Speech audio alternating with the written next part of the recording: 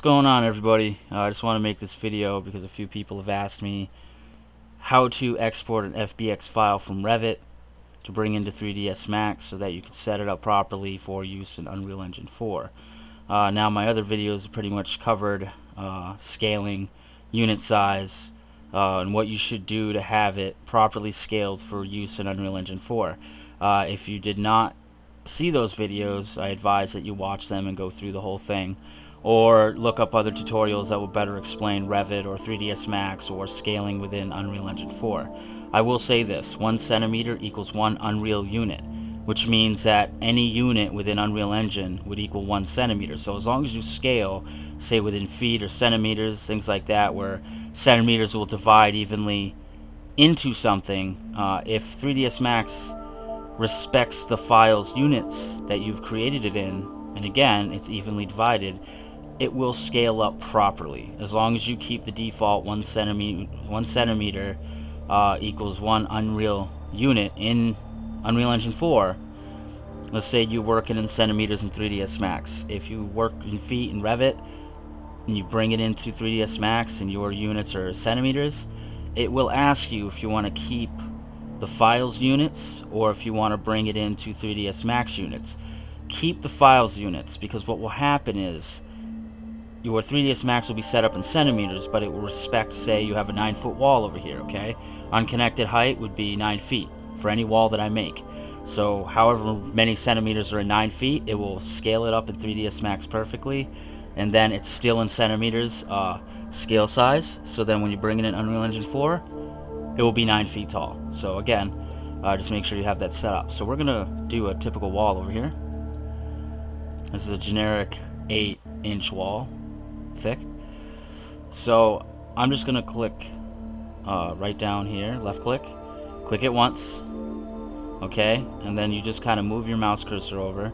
It does snap in this program, so you can move it around if you want, but it will snap on the grid at certain key points. Again, if you want to watch a more extensive Revit tutorial, I'd advise kind of looking it up on YouTube. They have thousands and thousands. That's how I've been learning, so I'm still learning as I go along. Alright, so we're gonna make this a 15-foot wall. Alright, now I left click again, and it will continue to make the wall. So again, I'm gonna make it come down here. You don't have to hold it down to drag it, you just click it once. I'm gonna go to 15 feet again. Left click. Now when you get to the adjacent wall and they line up, this little dotted line will come down and measure it perfectly for you. So all you gotta do is click again and drag it up. Now when you get to an adjacent wall and you're gonna snap it at the right spot, center, this little red box will appear. It's kind of hard to see, but it's right here. You see it kind of at the edge there? You want to make sure it's in the middle of the wall. So left click again. We have finished our wall. Okay. To get out of the wall creation tool, press escape. You might have to press escape twice. Now we're going to go to window. Now sometimes you have to import your own Revit files for doors and windows in the libraries. To load them up, you'd have to go to load family. So I will kind of show you in a different tutorial down the road exactly how to do that. I might show it in this one, I haven't decided yet. So we're going to just go with these windows I've already loaded in. Now let's say you want to edit the types and the other measurements for it. Trim width, trim depth, sill nosing, jam offset, rough width, rough height, inset, height, things like that. Also, if you know anything about architecture and dimensions, everything here, you could edit them to your liking. Some of them won't allow you to, some of them will. It all depends on what Revit model you download. Colby and Kobe, right here. This is from the website I went to that has a bunch of Revit files for doors, windows, skylights, things like that. You could also go to Revit City. That has a bunch of Revit models from anything from interiors, kitchens, tables, sofas, to windows, doors, sliding doors, things like that. So you could basically anything you would ever see inside an interior. You could do the same thing for those models too. It isn't just doors and walls and what I'm about to show you. you can make a small room, put what you want in it, bring it into 3ds Max, and since they'll all go in pieces, you can select whatever pieces you don't want in the scene, isolate what you do want, center it on the grid in 3ds Max, and again, optimize it, make sure it runs good for a game, and then export it as FBX, just like you would export it out of this with FBX File. So you should be all set no matter what you want to do. So what you see here, you can do with other Revit models. But I do it with a whole building or a room. I just kind of get what I want in there, export that, bring it into 3ds Max, and again, it comes in pieces, but it's still whole, like you would export it in this program. And this way in 3ds Max, you can select what you don't want and delete it. Now, what I'd advise to do is when you bring in an FBX file, make multiple copies. Don't save it in the same one, don't overwrite it. Just make different copies of it. So let's say I brought this in, I'll say room 1. If I wanted to just isolate windows, I would say window 1, door 1, door 2, window 2. But it would still be part of the original model that I imported. So this way you never damage the original that you bring into 3ds Max from Revit, and you can make multiple copies and always have a different part of that model saved, centered onto the grid, so that you could put it all back together in Unreal Engine 4, sort of like modular building. This is a great tool to use for that. So this way you'll always have perfect measurements, and you can take it piece by piece. So then again, if you have everything snapped on your grid in 3ds Max, you're good to go. So we're just going to make some windows here. I'm going to put 3 windows in here and a door frame. I want to make sure that when you put these down here, I haven't clicked anything yet, but as soon as I selected window, this modify and place window thing will pop up, so you know that you have it on your cursor.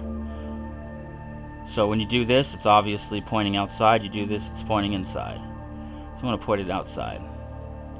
So from one edge to one wall to the other, it's exactly 7 feet 6 inches. It's centered right in the wall. I'm going to left click, boom. Now that's put in. Now you could switch whatever bearing this is afterwards. So you could click on this and it'll go the opposite way. Same thing if I put it down here. But I'm just going to put them in first. I can edit them later. 8, let's see. Might have to zoom in here.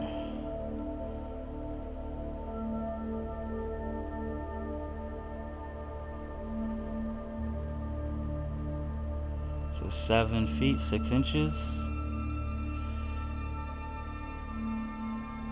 It's about right. Left click again. Okay, so we got 3 windows in here.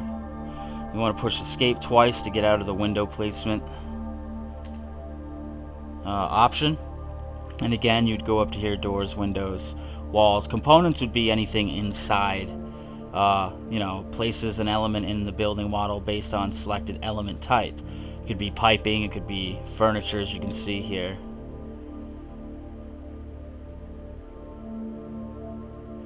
It could be structural, whatever it may be. This is anything other than window and doors or walls. So we're going to go to the door option here. I'm just going to use this single flush.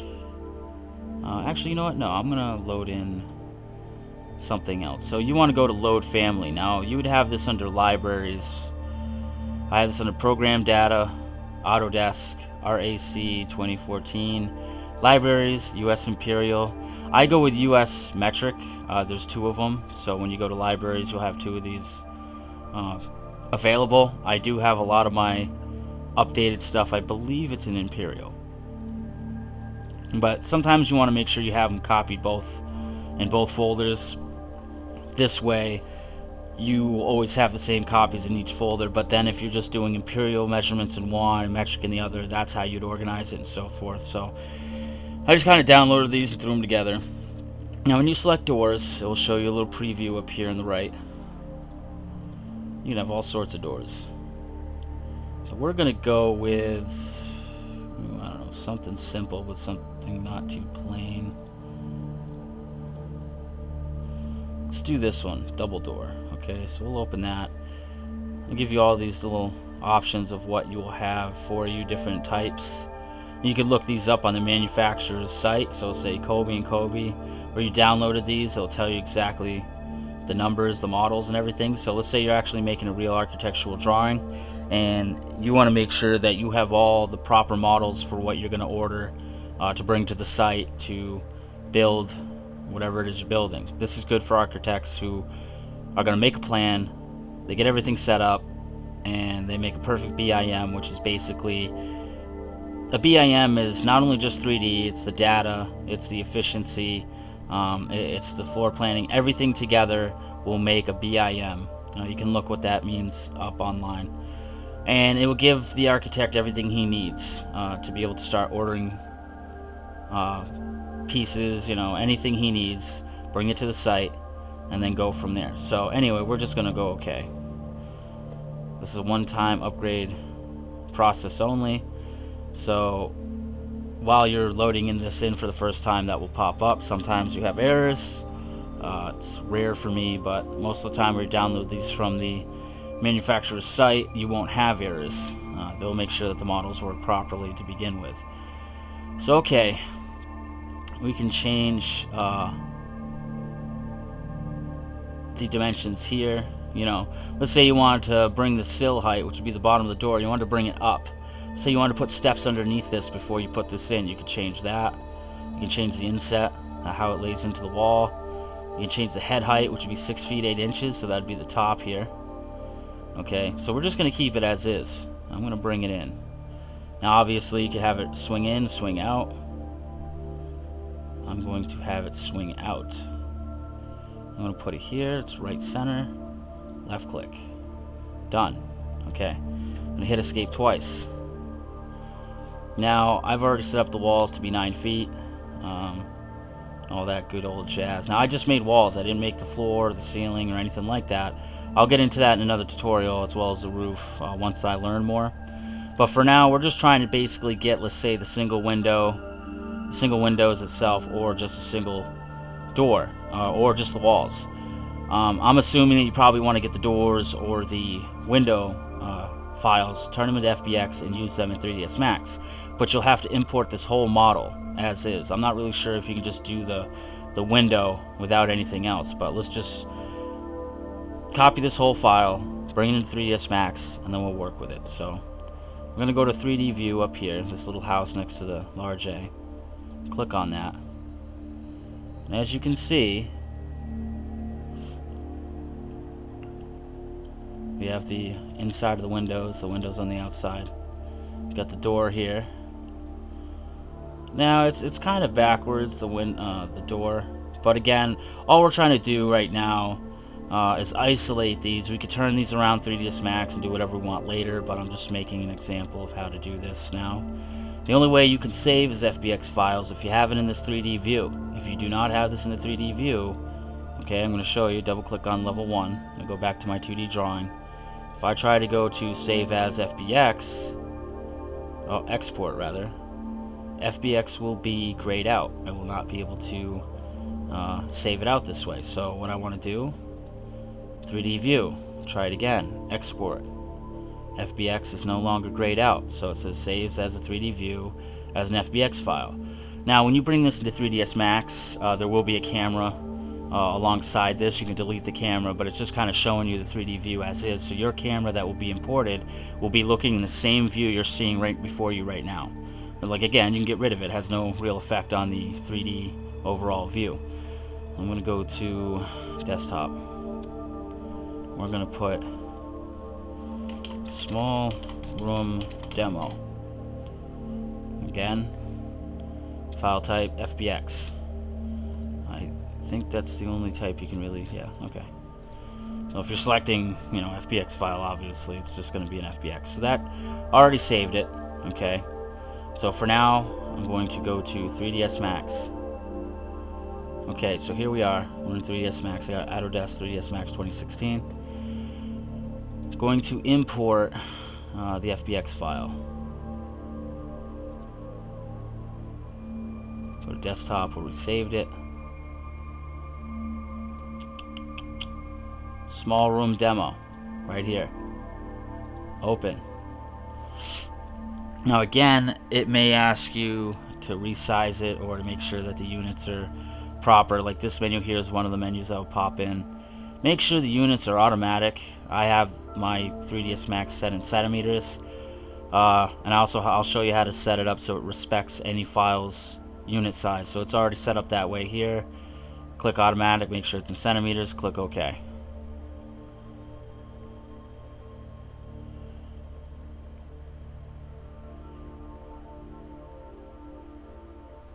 Now I'll give you some errors here. It's alright though, because we're just trying to isolate certain parts of the model. So again, as you can see over here in this little menu, that has everything selected. Now there's different pieces, again, just like Revit. You would select them. You have the walls, you have the windows. Now let's say you want to save this file as an FBX, well, for 3ds Max, or let's say you want to save it as a 3ds Max project. So this is what we do. Save as. Okay. Since it's already an FBX, you don't have to redo it again. You don't want to overwrite the original. So it's going to save it as a .max file. We're going to do small room demo 3ds. Okay. This way we'll know what it is. Save. I saved it to my desktop. The reason you want to do this is because if you want to say isolate the walls, snap them together again in Unreal Engine 4, or you want to just isolate the windows and doors, the best way to do it is to start off with a core project. So right now, let's say we want to isolate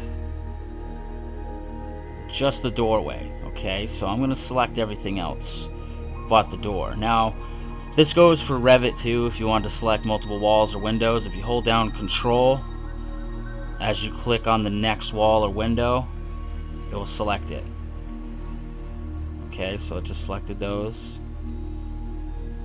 selecting those and selecting that. Okay, so I'm just deleting everything around the model except the doorway. I'm going to press delete. We've now isolated just the door. Okay, now again, here's that camera I was telling you about that came in from that 3D view in Revit, and it says it 3D view. I'm going to get rid of this because we don't really need it. So I'm going to come in here. I want to make sure that my grid is snapped. So we got the snap toggles for the grid, and we got the angle snap toggle. This way you can always snap it on the grid and make sure everything's fine. So I'm going to right click on this, go to home grid. Grid spacing's 10 centimeters. Perspective view, grid extend 7. I'm going to put this up to about 50. Now for some reason it's not showing up in my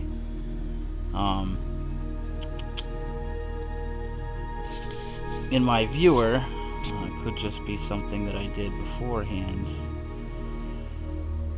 But anyway, we'll select this.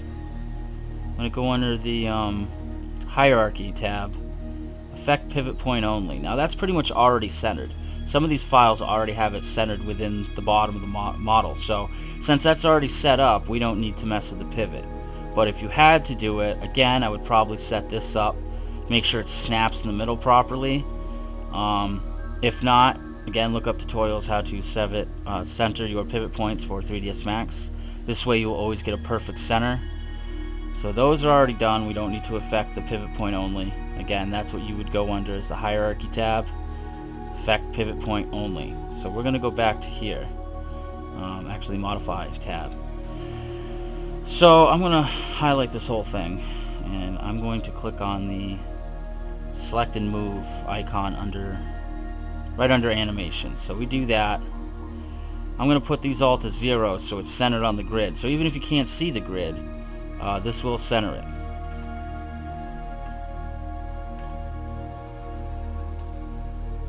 Oh, there you go. There's the grid. I was wondering where it went. Okay, so here we go. The whole thing's centered. Okay, it's a little smaller than it should be.